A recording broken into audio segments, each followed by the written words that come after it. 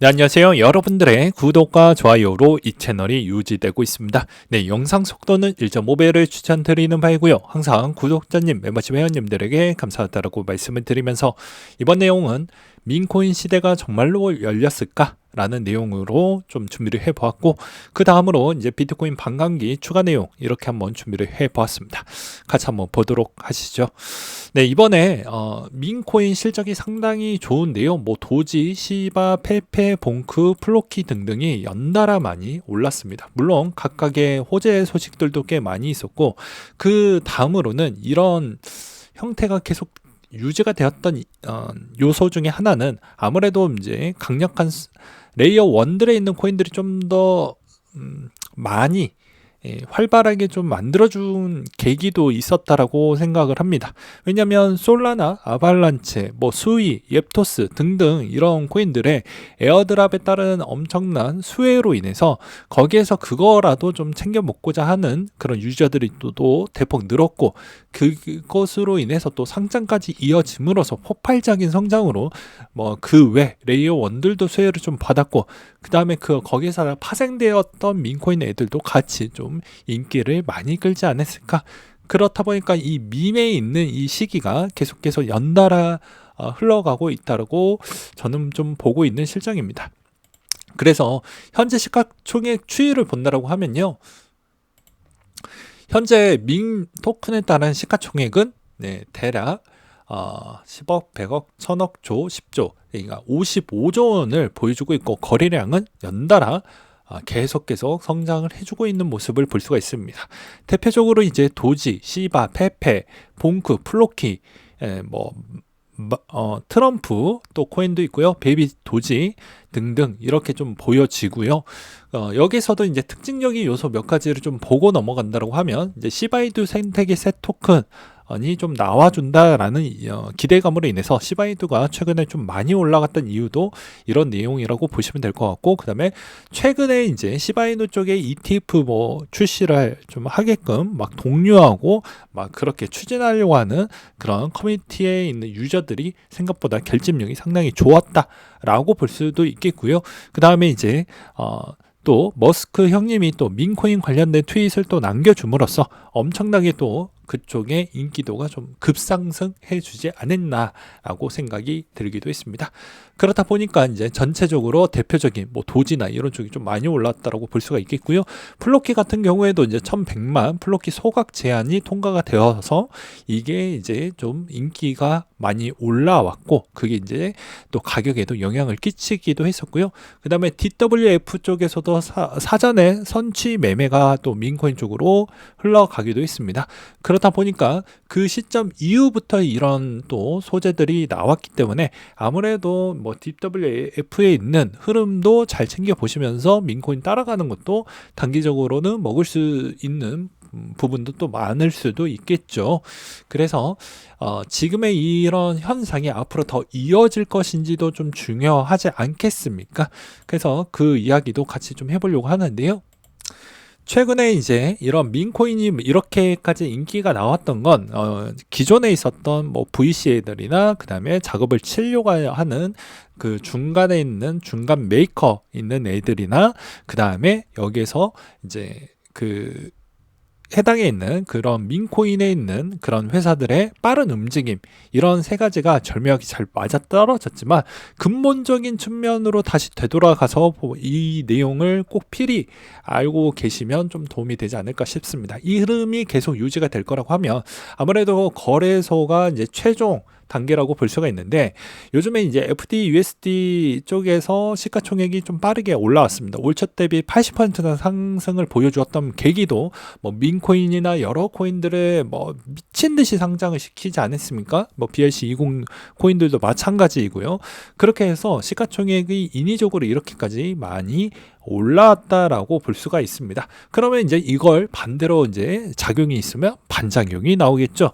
반작용은 당연히 여러 가지 런치풀 스테이킹으로 따른 인기도로 이렇게까지 시가총액이 강제적으로 이렇게 흘러왔는데, 여기에서 추가적으로 이제 시가총액이 더 빠지지 않고 계속 가려고 하면 무리하게 이제 런치풀 스테이킹 같은 걸로 이제 끄집어 올라왔던 게 어느 순간 이제 먹을 게 없네라고 했었을 때 FTUSD에 있는 마켓이 잠깐 또 휘청휘청 거렸을 때 관계도에 있는 코인들 쪽에 따른 분위기도 약간 자금이 더 많이 들어오지는 않겠죠.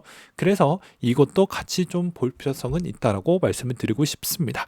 그래서 시총을 묶고들 디파이가 부재하기 때문에 런치풀이 연속 행렬이 끊어지게 되었을 경우에는 이쪽에 자금이 좀 잘 안 들어올 수 있다라는 측면이 있었고요.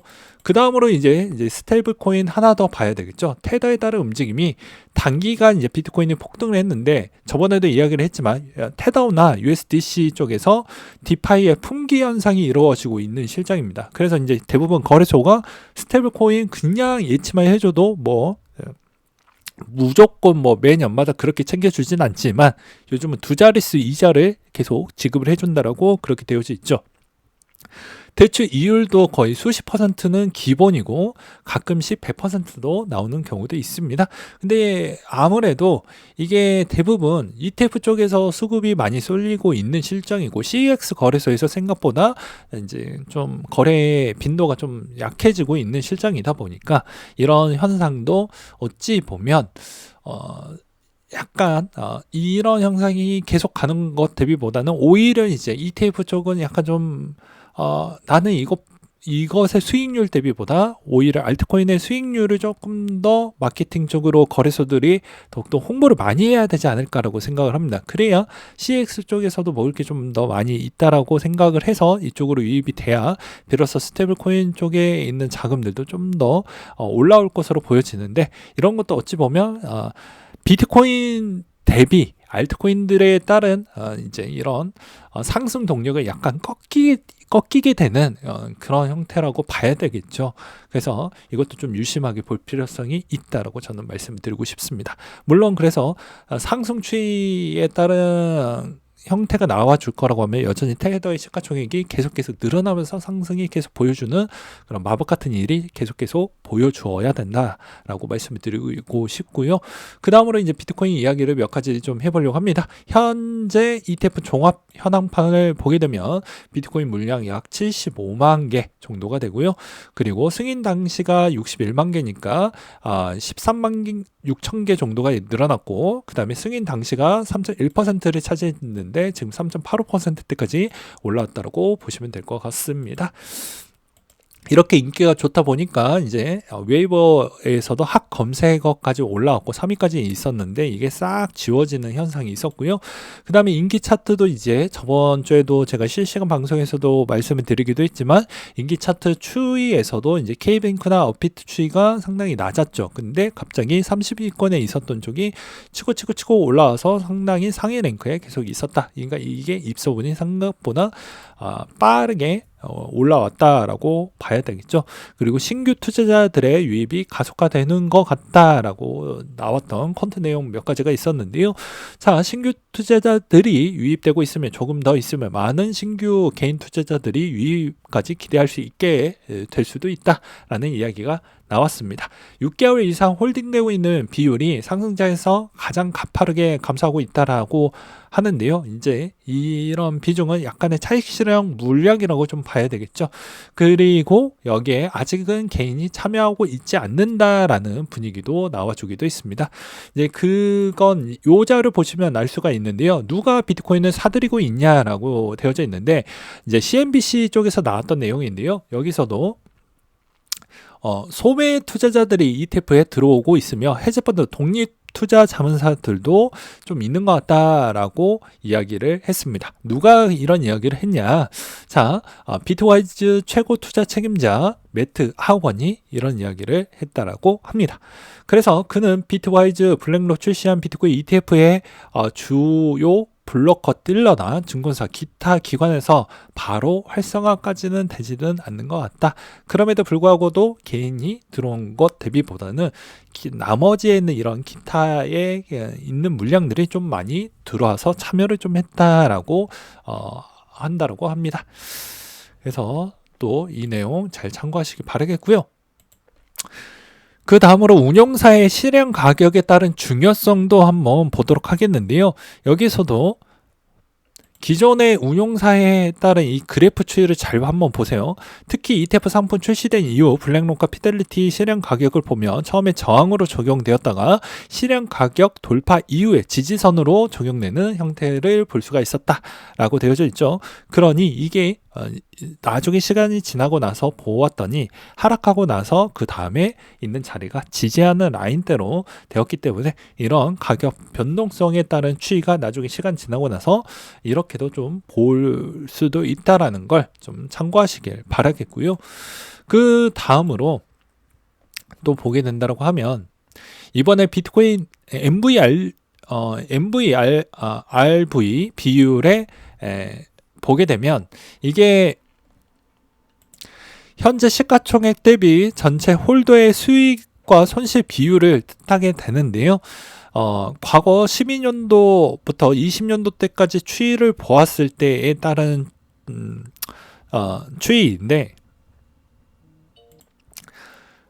처음으로 수치가 2가 돌파를 했었을 때 그나마 긍정적인 형태가 좀 많이 보여주었다고 합니다. 여기서는 이제 보기가 두 가지로 되어져 있는데 새로운 축적 기회가 될 수도 있고 사이클의 새로운 탄생도 나올 수도 있다고 하는데 제가 그냥 이 지표를 해석을 했었을 때는 오히려 새로운 축적 단계로 좀 봐야 되지 않을까라고 생각을 하고 있는 바입니다.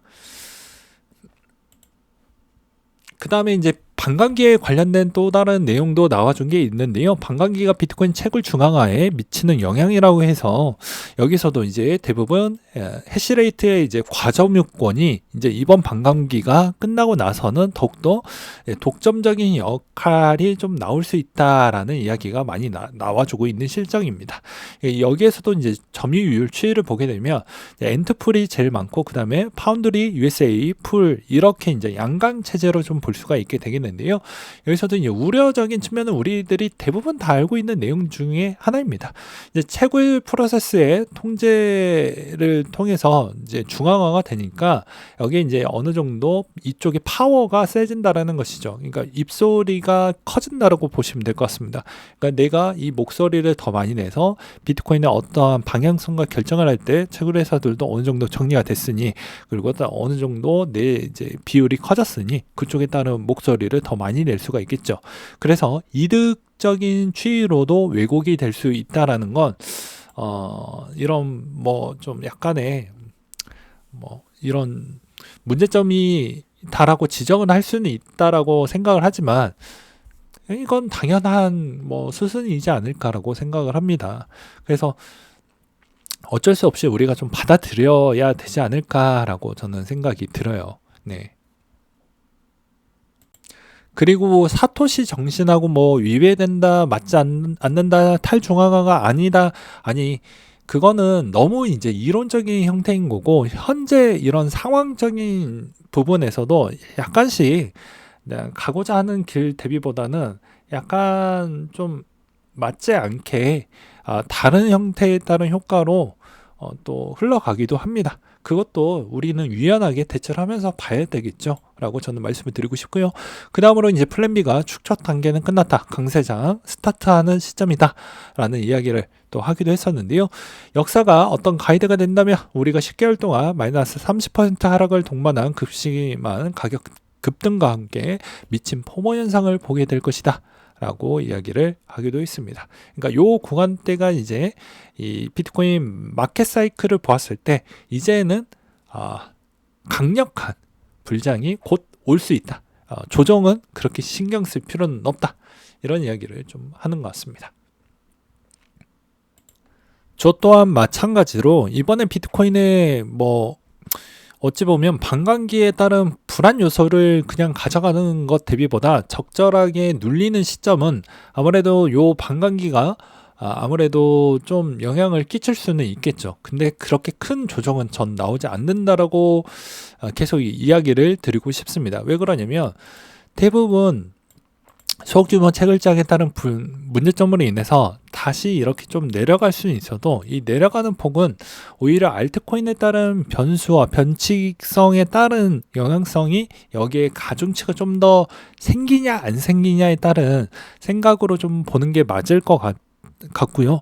그거 빼놓고 만약에 그냥 비트코인 독단적으로 본다라고 하면 그렇게 크게 미치는 영향은 제가 보기에는 좀 덜하지 않을까라고 생각을 하는 바입니다. 나중에 이제 비트코인도 이제 장기적으로 보게 되면 비트코인 레이어 2까지도 보게 되면 비트코인의 자체성은 문제가 되지 않지만 비트코인의 외적으로 프로젝트에 따른 그런 이행률이나 문제점으로 인해서 가격의 변동성이 좀 생길 수는 있다 정도로 말씀을 드리고 싶어요. 그래서 이런 해시율에 따른 영향성을 이제 나중에 시간이 지나면 좀 더 덜해지고 문제점도 덜해질 수 있는데 이때까지 이 추이 뭐 보게 되면 이제 우리가 4년 주기니까 12년도, 16년도, 그리고 20년도, 그리고 24년도 때인데요.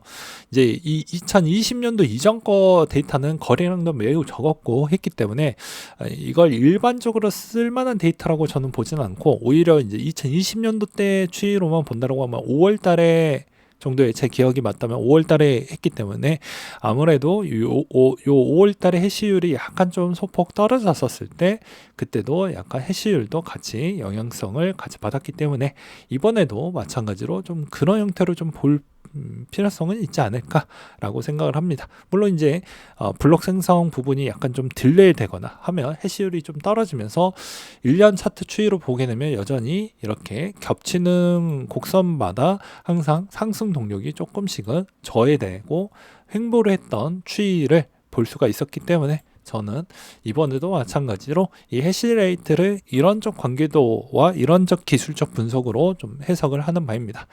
그리고 이걸 이제 이 시점에서도 여러분들이 이제 또 바라보는 민코인의 형태는 저번에도 말씀드렸다시피 비트코인 안에 있는 민코인, 도지, 이더리움 안에 있는 시바이누 그리고 그 외적인 그런 민코인들은 자체적으로 그 민코인의 커뮤니티의 유저들의 그런 파워와 입김과 그 다음에 앞으로의 프로젝트를 어떻게 끌고 가느냐에 따라서 여전히 좀 동시다발적으로 움직일 수 있는 형태라고 보시면 될 것 같습니다. 밈 중에서도 이때까지는 이제 뭐 몇 가지로 좀 쪼개지면서 대표적인 이제 자리매김을 했다라고 하지만 이 밈 안에서도 계속해서 이런 밈에 있는 시청을 계속 머물 수 있게끔 해주는 무언가에 있는 안전장치를 계속 만들어내지 못한다고 하면 여전히 시가총액이 2 이상 성장하기에는 어렵겠죠. 그래서 밈도 밈 나름대로 항상 이렇게 뭐 시바이누나 그 다음에 우리가 알고 있는 그런 도지나 페페나 이런 쪽을 좀 유심하게 보시고 그 다음에 항상 불장의 마무리는 뭐다?